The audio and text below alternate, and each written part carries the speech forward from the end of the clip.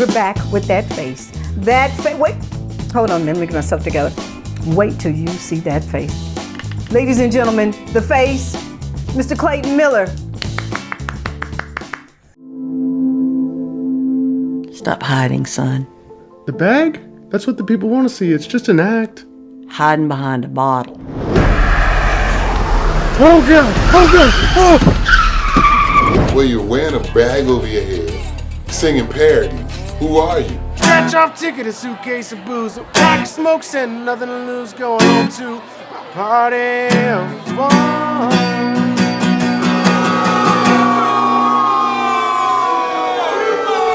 Why'd you quit playing, son? Because it hurts so much. That's why they call it the blues. No! What the?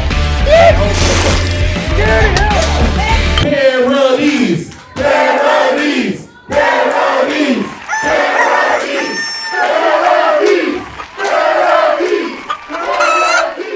Well, tell us about your character, and plus you play music. Tell us about your life. Tell us about your musical career and what has happened to you in your life, knowing you have to grow a pair, and the name of the movie is A Pair of Deez. So I'm sure somewhere in your life you had to grow a pair of Deez. I started out writing at like 8 years old, and I was always a writer. I wrote a lot of poetry and stuff. I think it's how I coped with my parents' divorce. Yes. And then, that kind of just segued into writing songs, and I started writing songs for a friend of mine that I lived with at the time. I was in the military at 19. Yes. And I had a roommate, and he was in a band, and I really liked his band. And then he seen that I could write and was like, dude, you should write some songs for my band. And I was like, yeah, for sure. And then I got deployed to Egypt. Wow. And I was there for a year. And while I was there, I bought a guitar, a nylon string guitar from a guy named Herb on Herb Beach. Shut the doors. He got it from Cairo, brought it to me, and it was like $80, I think. And anyway, so then whenever I'd go out to the field for 21 days, I would sit on top of a bunker and just practice playing guitar. I was out in the field with like 6 other guys, and they would always say, "Oh, it's Clayton Miller live at Bunker 3." Shut the doors. You had your own show already. Yes. Out in the middle of nowhere. And then I got back, started. I invested a lot of money and started a band with some of my partners, and I got. I think I was like 23 whenever I got out of the military, and then started kind of playing music in bands and stuff, and trying to do it that way. Okay. Of course, a lot of people have struggled with, alcohol, girlfriends, all this other stuff. So it was really hard to keep people together. Yes, had all that mixed in. So did you drink a lot? Were you drinking a lot? Oh yeah, I partied a lot after the military for sure. Yeah. So how did you get into the movies? Because how did you start chasing your dream? You had all of these other experiences. No, that's a great question.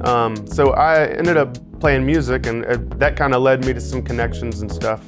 And I think I was about like 25 maybe, and I was working in this little grocery store called Hendricks, and I was the loss prevention officer. And where so I was this? Back in the office. It was in Asheville, North Carolina. Okay, so we back to Asheville. And, talk to me, yeah. Masterminds was filming at my place of business. Wow. And I was like, wow, this is crazy. So then I got to see them film Kristen Wiig going through and stuff, and it was pretty neat. And so I was on set for that. And then maybe a year or two go by, then 3 Billboards Outside Ebbing, Missouri is filming in my bar that I hang out at. And they gave me a role. So sounds like the dream was chasing you. Yeah, it felt like it. It did. It felt like it. And I had some other things with some independent filmmakers in that area in Asheville, but those roles didn't come very often because it was, there's not a lot of people there creatively, So I only had a couple different things I was doing. So I was writing more scripts at that time. My music writing went into script writing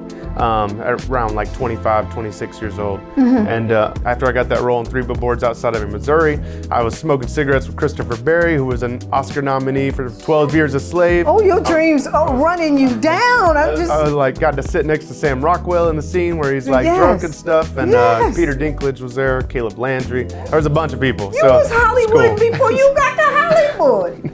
I don't know about all that, but it was cool getting to see that. I wonder was it the face? Yes.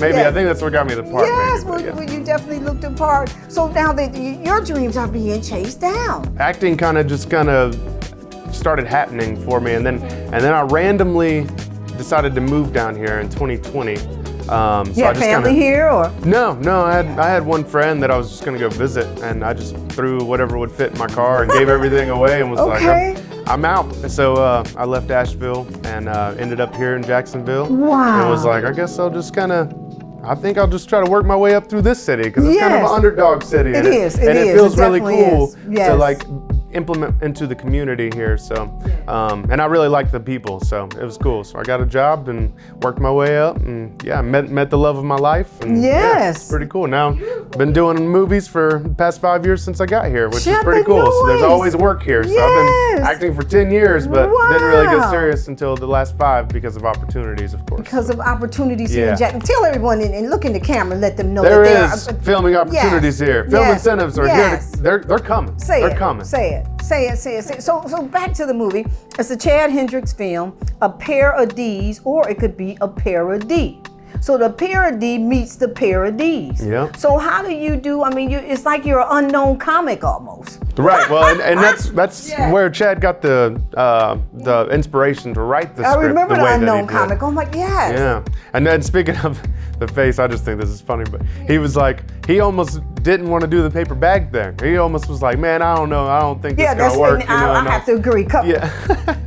But I was like, man, I think it's funny. I think it's hilarious. I think people will really like it. So we're hoping it holds true. I'm sure that it will. But tell me about you and Johnny Rocket's relationship, because he wants you to do certain music. You want to do this music. I mean, just like the song, Take This Knob and Rub It. That's Right. just like Take This Job and Rub It. So that's a parody. Yeah. Okay, so, and then there's another one I think you had, give me some more parodies on There's a, If You Don't Blow Me By Now. Ooh, if There's you don't yeah.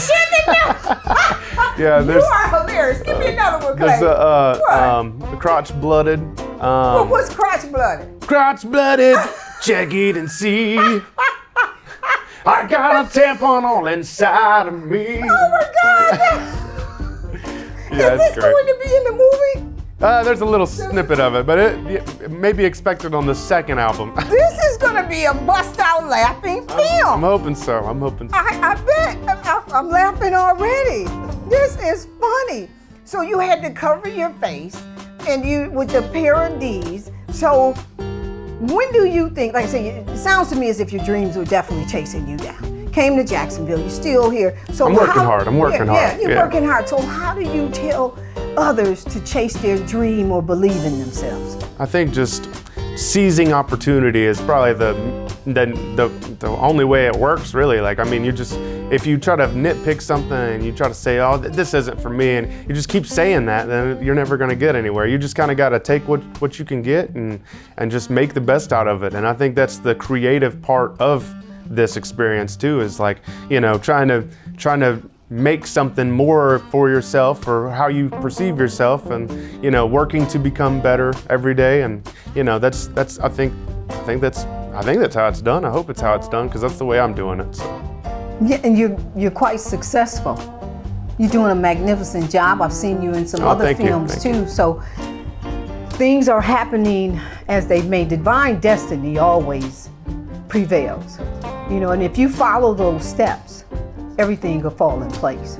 As you were just saying, this happened, that happened, Yeah. and then you came here, now this is happening. Right, And you right. have to believe in yourself, take those steps, and move forward. So we moving forward with this film, and Chad Hendricks. Oh, you're talking about someone moves forward. Chad, yeah, okay, Chad, okay, yeah. okay. Yeah, even Yes, when the cards are yes. stacked against him, he Well, still moves forward. He does it. I He love definitely. Well, we'll talk about Chad. You met Chad because it looks like you guys put the script together. Yeah, I mean, he wrote it for sure. He gave me a little creative control with the character, because he didn't really know.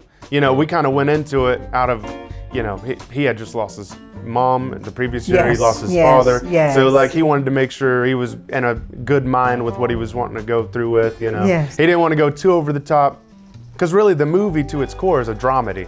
So like, we wanted to keep these emotional components real emotional, so we didn't want to go over the top funny and goofy and lose the gravity of Yes. the realness of the movie. So we wanted to try to maintain the integrity of the movie that we wanted, you know. So he did give me a little more creative control over some scenes, so I did get to like give suggestion, you know, and there was a couple things like we would change together, but of course, you know, that would have his signature on it, you know. I wasn't just doing things whimsically, so how do you have integrity with a pair of Deez? What's the end all here? Well, like I said, you know, you gotta take what you've got and work to make it the best it can be. And then you know, make it to where it works, to where you grow too. So like, you know, whenever I got this script, you know, and it was out of a crazy situation, but I was like, man, that's kind of happened in my life. So I was like, it kind of makes sense that the movie would follow this way. And then whenever I read the script, I just seen this opportunity for like getting to act and show these emotions like that are all over the place, you know. And I thought, man, the best movies that I've related to were the ones that I was laughing and then crying. And I was like, man, this is my opportunity to really do that. Wow. So if I can like try to work my way in there and really make it the way I see it, then I think we'll collectively have a movie that we both are proud of. So you're telling me there's some emotional scenes in this movie? Very much so, yeah. Wow. Yeah. So we'll laugh, we'll cry. Yep. Get a little emotional. Yes, ma'am. Wow, this is amazing. So is this the first film you've had like this, taking on a dual role in that manner?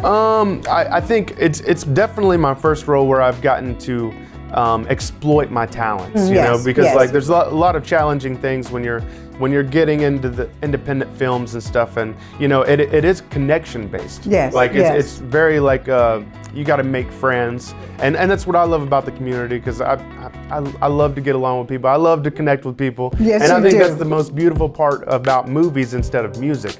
Is it's such a collaborative effort, whereas I can take a guitar and a microphone, get up on a stage anywhere and just do it myself, you know?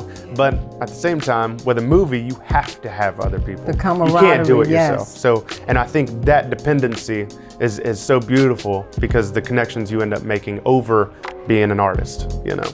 Tell me, Clayton, the one and only face is in the house. This is amazing. Clayton, talk to the people, look in the screen, tell them what do they need to do to grow a pair of Deez and chase your dreams.